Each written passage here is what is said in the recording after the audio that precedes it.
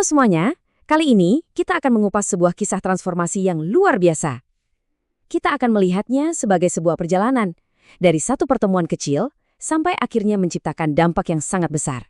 Yuk kita mulai! Nah, semua pembahasan kita kali ini akan berpusat pada satu infografis yang kaya detail ini. Anggap saja ini peta perjalanan kita. Kita akan menelusurinya selangkah demi selangkah, dari bawah sampai ke puncak, mengikuti alur sebuah cerita yang mengubah segalanya. Jadi perjalanan kita akan dimulai dari sebuah pertemuan ilahi yang bisa dibilang nggak terduga. Pertemuan ini lalu membawa sebuah tawaran kehidupan yang baru.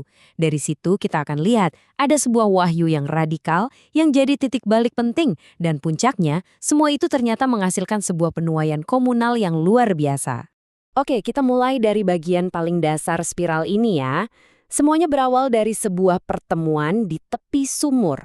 Tapi ini bukan pertemuan biasa. Ini adalah sebuah misi ilahi yang sengaja dilakukan untuk mendobrak batasan-batasan sosial dan etnis yang tebal banget pada zaman itu. Poin kuncinya di sini adalah kata disengaja. Jadi perjalanan ke Samaria ini bukan kebetulan, bukan juga jalan pintas. Itu adalah langkah pertama yang sengaja diambil yang menjadi pemicu atau katalisator untuk seluruh spiral transformasi ini. Tanpa langkah ini, ceritanya nggak akan pernah ada. Nah, sekarang kita masuk ke percakapannya. Menariknya, obrolan mereka itu dengan cepat beralih fokus. Dari yang tadinya soal kebutuhan fisik, yaitu air sumur, jadi sesuatu yang jauh lebih dalam, lebih metaforis. Tawaran yang diberikan di sini itu benar-benar sebuah pergeseran fundamental. Dari air biasa yang cuma bisa memuaskan dahaga sementara, dan kita harus balik lagi, menjadi sebuah sumber kehidupan kekal yang justru memancar dari dalam diri kita sendiri. Dan ini dia istilah kuncinya dalam bahasa Yunani koine, hudorzon. Ini bukan sekedar air, tapi air yang hidup, aktif, dan bisa memberi kehidupan sejati. Istilah ini benar-benar menekankan betapa unik dan spesialnya tawaran yang sedang diberikan. Obrolannya makin dalam loh. Dari yang tadinya cuma tawaran metaforis, sekarang kita masuk ke sebuah pengungkapan yang sifatnya sangat pribadi dan bahkan teologis. Disinilah pemahaman tentang kebenaran dan ibadah itu dirombak total. Di sini, inti transformasinya terjadi lewat dua langkah yang jelas. Pertama, ada momen kejujuran total, di mana ia harus berhadapan langsung dengan realitas dirinya. Kedua, muncul pemahaman baru soal cara terhubung dengan yang ilahi, yang ternyata nggak lagi terikat sama lokasi fisik. Dan inilah jantung dari wahyu tersebut. En pneumati kai aletheia. Ibadah yang sejati itu ternyata bukan soal di mana, tapi soal bagaimana. Sebuah tindakan yang murni berasal dari roh dan didasari oleh kebenaran yang otentik. Yuk, kita lanjut ke momen di mana kesadaran internal tadi akhirnya berubah menjadi tindakan eksternal. Ini adalah titik balik, momen paling penting dari keseluruhan cerita ini. Coba diperhatikan, ini momen yang kuat banget. Dia meninggalkan tempayan airnya, padahal itu alasan utama dia datang ke sumur. Ini simbol yang luar biasa. Dia melepaskan identitas lamanya, beban masa lalunya, untuk menyambut sebuah tujuan yang sama sekali baru. Nah, tindakan meninggalkan tempayan itu langsung menjadi awal dari misinya. Misi untuk menceritakan pengalamannya. Dalam bahasa Yunani, kesaksiannya ini disebut trelilian, kisahnya, testimoninya.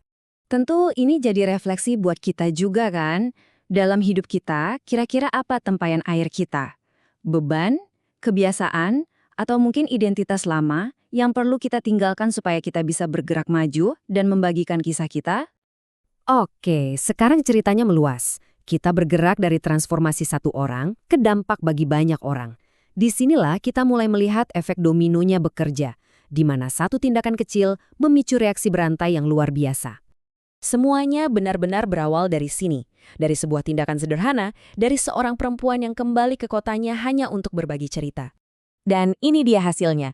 Kesaksiannya yang jujur dan apa adanya itu memicu rasa penasaran massal yang akhirnya membawa seluruh kota mengalami transformasi. Inilah kekuatan sejati dari efek domino. Infografis ini pakai metafora yang indah banget nih, terismos atau panen. Ini seolah-olah mau bilang kalau komunitas itu sebenarnya sudah siap, ladangnya sudah menguning dan matang untuk dituai. Kesaksian perempuan itu hanyalah pemicu yang memulai panen besar itu. Coba lihat di puncak spiral ini. Ceritanya nggak lagi berhenti didengerin deh cerita saya, tapi sudah berubah menjadi keyakinan langsung dari komunitas itu sendiri. Mereka beralih dari sekedar mendengar, menjadi mengalami sendiri. Dan inilah deklarasi puncaknya, klimaks dari seluruh perjalanan ini. Soter to Cosmos. Pengakuan ini adalah titik tertinggi dari spiral transformasi. Hasil akhir dari sebuah pertemuan yang dimulai dari obrolan sederhana di tepi sumur? Nah, pada akhirnya ini meninggalkan kita dengan sebuah pertanyaan yang kuat. Kalau kisah satu perempuan ini bisa menjadi awal dari transformasi sebuah kota, bagaimana dengan kisah kita sendiri? Bagaimana jika kesaksian kita, yang mungkin terasa kecil dan personal, sebenarnya punya potensi untuk memicu sebuah panen yang jauh lebih besar dari yang pernah kita bayangkan?